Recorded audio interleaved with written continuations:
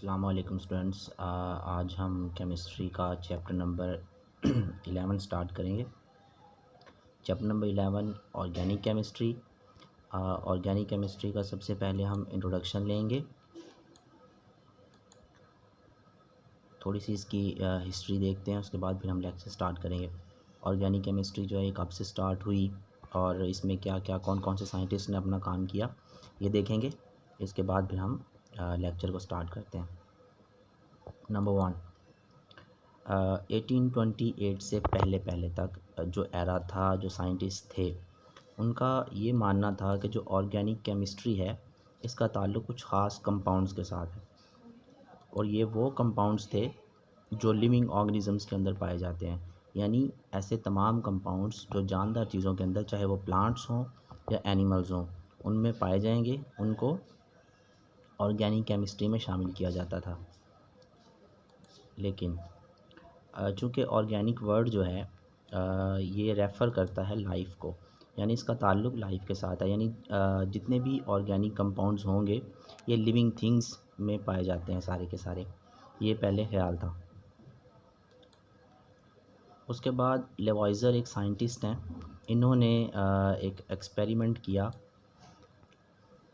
और एक्सपेरिमेंट के नतीजे में इन्होंने ये प्रूव किया कि वो कंपाउंड्स जो प्लांट से हासिल किए जाते हैं, यानी प्लांट्स पौधों से हासिल किए जाने वाले जितने भी कंपाउंड्स थे उनमें कुछ ख़ास तरह के एलिमेंट्स पाए जाते थे, जिनमें कार्बन, हाइड्रोजन और ऑक्सीजन शामिल थे।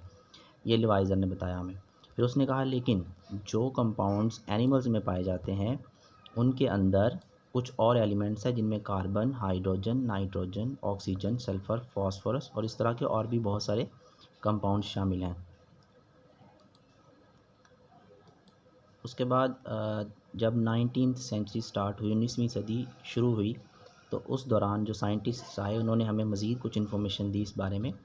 नंबर 1 स्वेडिश केमिस्ट थे जैकब बर्ज़ीलियस ने हमें बताया, एक थ्योरी दी इन्होंने हमें जिसको हम वाइटल फोर्स थ्योरी का नाम देते हैं। वाइटल फोर्स थ्योरी जो थी ये असल में ये कहती है कि जितने भी ऑर्गेनिक कंपाउंड्स हैं इनको सिर्फ जानदार चीज़ों से हासिल किया जा सकता है। इसके अलावा क्योंकि इनको बनाने के लिए ख़ास किस्म की एक मौजज़ाती किस्म की फ़ोर्स चाहिए होती है, और वो फ़ोर्स जो है वो सिर्फ जानदारों के अंदर पाई जाती है, ये कहना था बर्ज़ीलियस का। लेकिन बाद में इसको रॉन्ग भी प्रूव किया गया, लेकिन काफ़ी देर तक इसकी ये थ्योरी चलती रही कि ऑर्गेनिक कंपाउंड्स को लेबॉर्ट्री में तैयार नहीं किया जा सकता, बल्कि इनको हासिल करने के लिए इनको जानदारों से ही हासिल किया जाएगा। इसके बाद 1828 के अंदर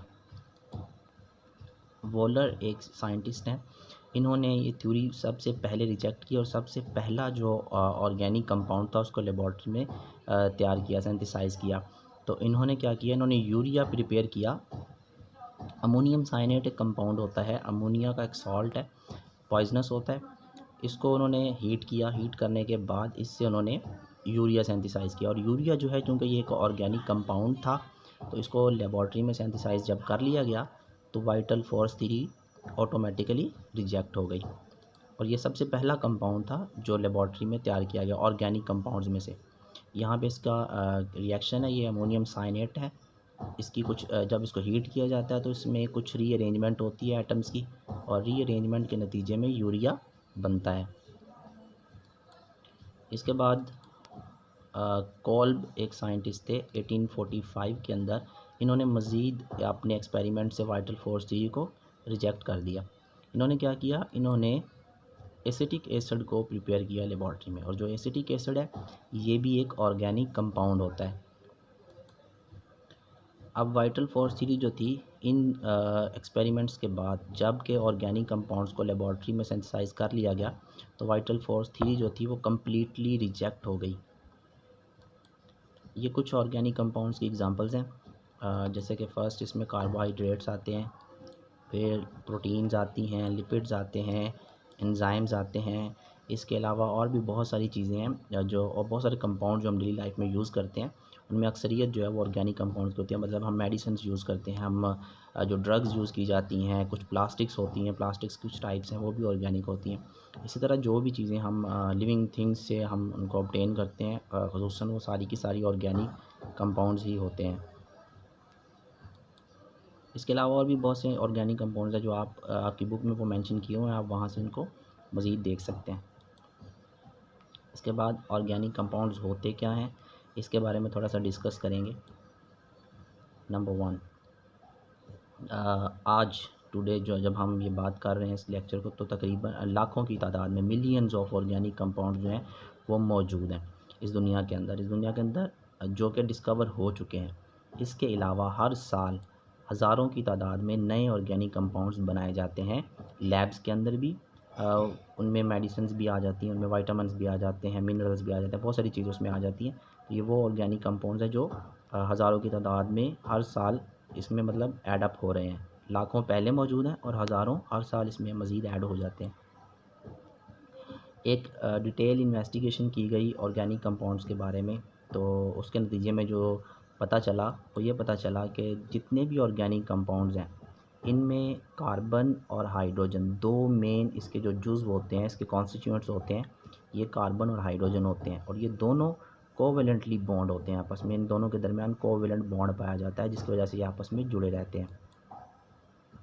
अब ऑर्गेनिक कंपाउंड जो होते हैं उनको हाइड्रोकार्बन्स कहा जाता है, यानी जितने भी ऑर्गेनिक कंपाउंड्स हैं वो हाइड्रोकार्बन्स हैं। हाइड्रोकार्बन्स क्यों कह रहे हैं इनको, जैसा कि अभी बताया कि दो चीज़ें मेन हैं इसके अंदर, कार्बन और हाइड्रोजन।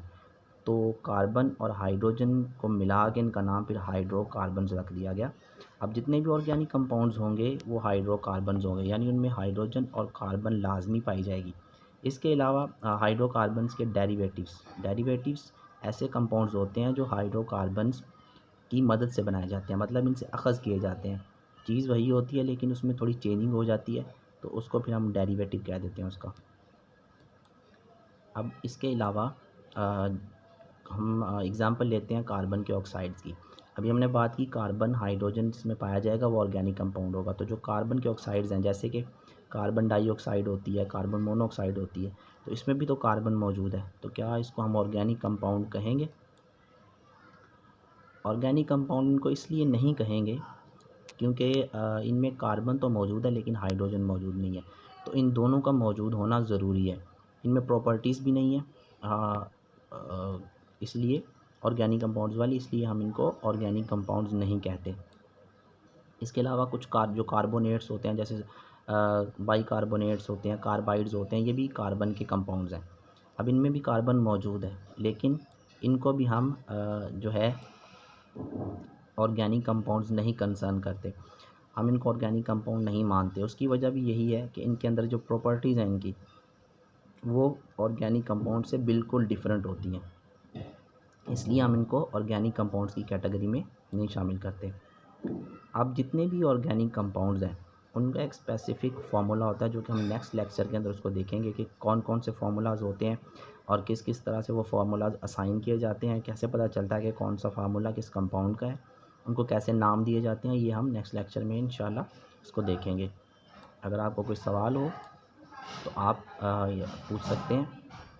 थैंक यू, शुक्रिया।